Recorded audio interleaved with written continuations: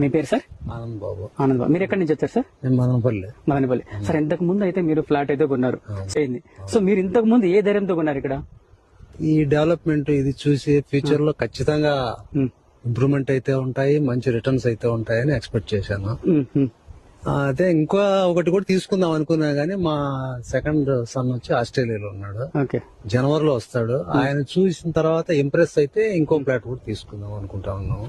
Future లో అయితే మంచి గ్రోతింగ్ రిటర్న్స్ ఉంటాయని ఎక్స్పెక్ట్ చేస్తాను. దాని మీద నమ్మకంతోనే, అది కూడా కాక అటుతోనే ఇంత ముందు వెంచర్ లో కూడా ఆయన దగ్గర తీసుకున్నాము, అక్కడ కూడా మంచి రిటర్న్స్ ఉన్నట్టే ఉంది. ఆయన మీద హోప్ పెట్టుకొని ఇక్కడ తీసుకోవడం జరిగింది. ఒకసారి ముఖ్యంగా చూసుకున్నట్లయితే పద్దెల మాట చద్దిమూట అంటారు. మీరు నిజంగానే ఫ్యూచర్ అయితే ఆలోచించారు. సో మీరు ఇంకా ఈ ఫ్లాట్ కొన్నందుకు మీరు ఎంత సంతోషం వ్యక్తం చేస్తున్నారు?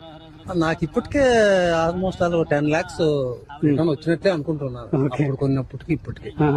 ఇంకా ఫ్యూచర్ లో కూడా బాగానే డెవలప్ కావచ్చు. ఇంత మటుకు వెళ్ళి చుట్టుపక్కలమే కాదు, కనీసం లేదు ఈ మాదిరిగా డెవలప్ చేయడం అనేది ఎక్కడా లేదు.